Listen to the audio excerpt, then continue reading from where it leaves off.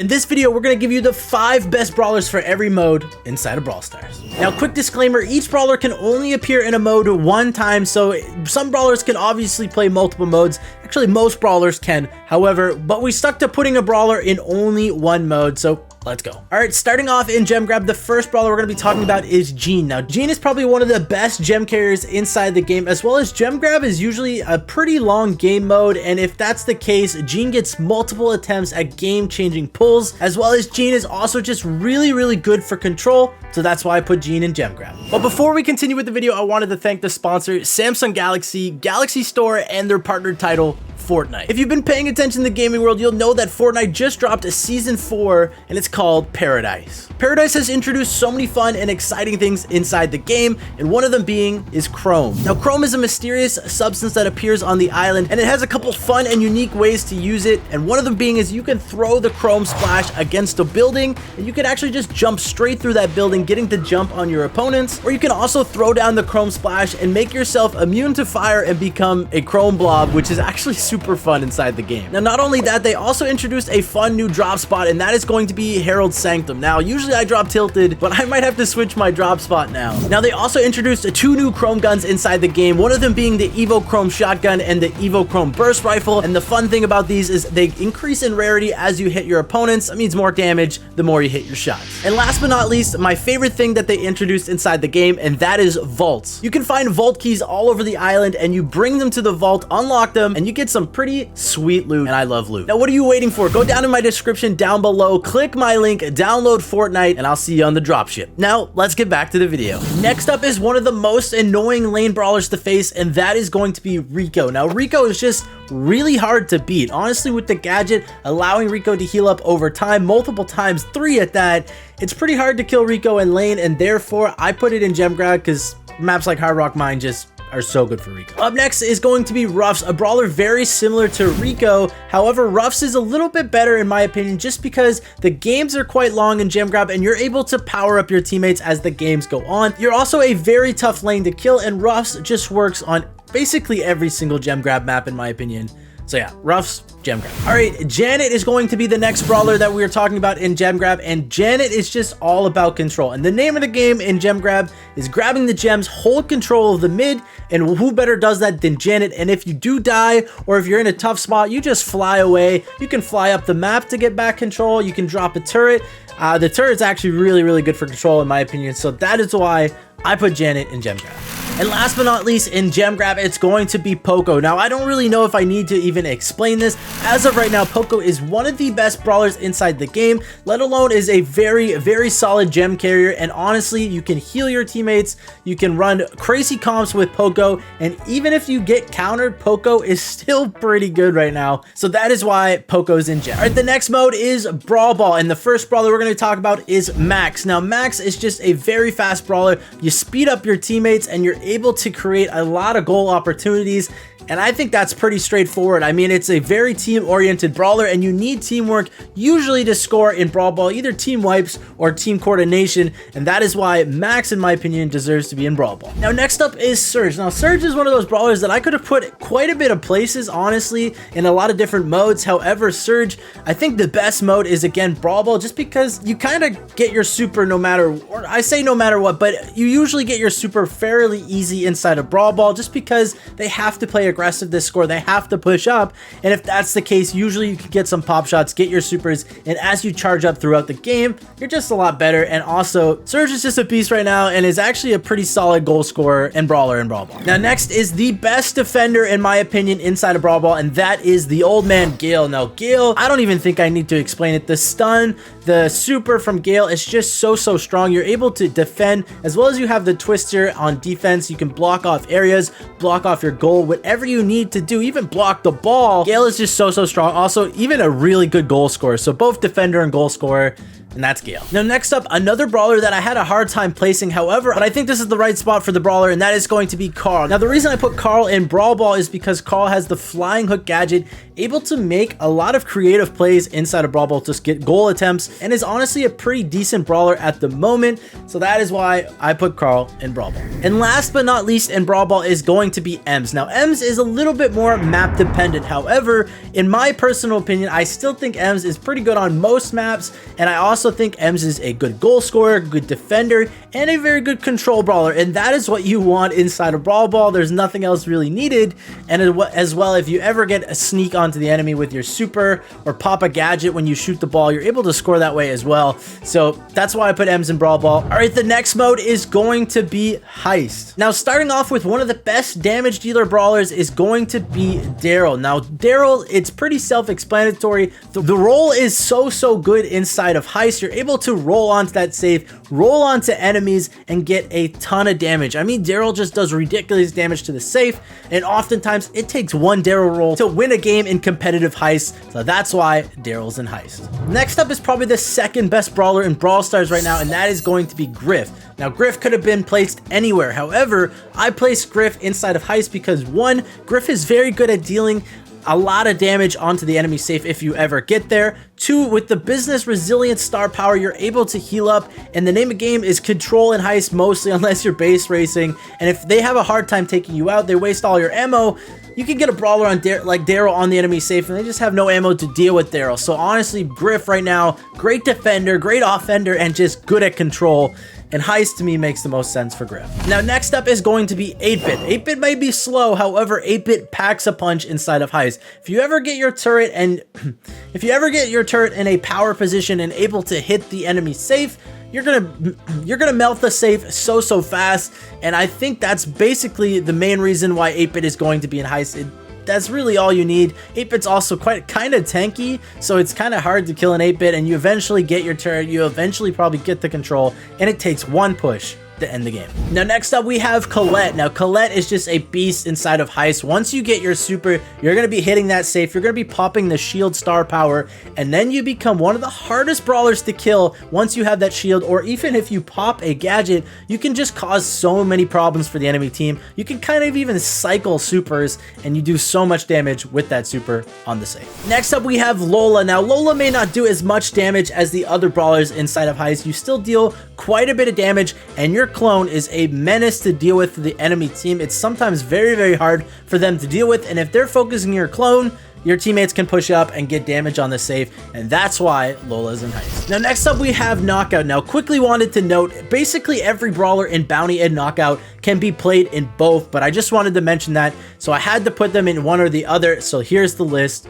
for Knockout. Now first up we have Fang. Now Fang is just one of the best brawlers in Knockout, hands down. Once you get that super, which is fairly easy to do because the games are usually so slow, you just usually use your super at last second, and you can make some of the craziest plays inside a Knockout, even triple kills with Fang. So yeah. Now next we have Grom. Now Grom has actually seen a lot more play inside of competitive in my opinion, and the main reason is because the Grom super towards the end of the round or the end of the game can be one of the most deadly things. There's really nowhere to go for enemies once the smoke starts to come in, so it's a pretty predictable super to hit, and it just does so much damage. Now next up we have Nanny. Now Nanny, again, one of those brawlers that could have been in either Bounty or Knockout. Now I put it in Knockout because I think the Peep is just so strong in Knockout, depending on the enemy team's comp. If you can ever get your Peep, sometimes it's a guaranteed kill at the start of a round, and that basically secures the round. As long as you and your teammates are playing well together, a 3v2 is a very easy round for you to win, so that's why I put Nanny in Knockout. Now next up we have Bo. Now Bo's totem in Knockout is probably one of the most annoying things you can ever play against. If you're playing a slow comp on the other team, it's really hard to take out the totem, so they get free supers at the start of each round basically,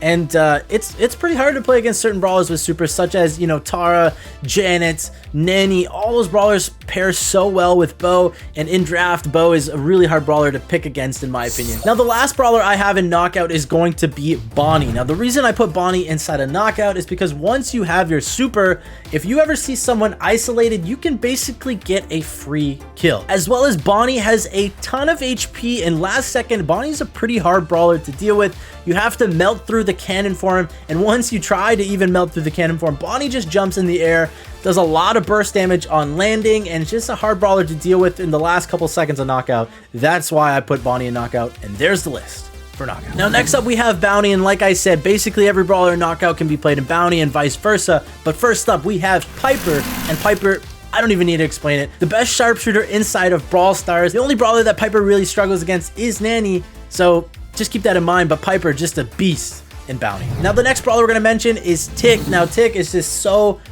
annoying to deal against, and Bounty is a slow mode, and basically if you can get control with Tick, you can poke them down with your mines, and eventually you'll either get control or you'll get the kills. They have to be pushed back, and Tick is so good at that, and I don't even know if there's a bad map for Tick inside of Bounty, so there's not much counters either, to be honest. Next up, we have Belle, and the biggest thing about Belle is Belle's mines. Now, once you have the lead inside of Bounty, you can kind of play back as long as you set mines in the middle of the map. Once the enemy team triggers a mine, that is basically a free kill if you coordinate with your teammates. So honestly, Belle is a really hard brawler to push into. If you don't get the blue star versus a Belle, it's a pretty hard game to win, and at least inside a competitive. Now, ladder's much different, but yeah, Belle, Bounty, makes sense. Now, next up, we have Byron. Now, Byron is another sharpshooter, and the thing I like about Byron the most inside of Bounty is if your teammates ever get low, you can just heal them up so they don't die on you.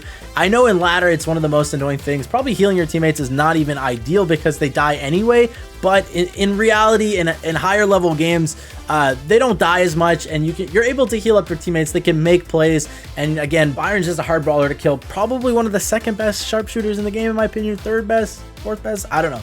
One of the top ones. Now, last but not least, we have Brock inside of Bounty. Now, Brock, the main reason I put Brock here is because of the wall break. Now, wall break is sometimes crucial inside of Bounty. If the other team has a thrower, you either have to answer with aggro or you have to answer with a wall break. And Brock is one of those typical answers that many people use inside of Bounty to deal with it. As well, again, sharpshooter, a pretty good sharpshooter, but not the best, but still a very valuable option inside of Bounty. All right, so Hot Zone is the last mode that we have, but we also have honorable mentions at the end, so stay tuned for those. But here we go. First brawler in Hot Zone is going to be Stu. Now, Stu is just really strong because of basically two things. One, Stu is a very hard brawler to hit, and as you're dodging and moving around inside the zone, you're wasting the enemy team's ammo and collecting time, and time is the name of the game in Hot Zone, so Stu is very hard to deal with. The second thing is your speed zoner gadget, or whatever it's called. I think it's called that. Whatever it's called, it is also speeding up your teammates, speeding up you, making it hard for the enemy team to hit you and your teammates, and that is just so painful to deal with. So that's why Stu's in Hot Zone. Now, next up we have Penny, and Penny usually comes with another brawler, and that's the turret. The turret is the fourth brawler inside the game. Usually, once you get that turret, as long as you place it in a safe area, the turret gets so much value inside a Hot Zone because it's pretty predictable where they're gonna walk, and if they're inside the Hot Zone, the turret's targeting them, it forces them to go in weird spots, making your shots even easier to hit.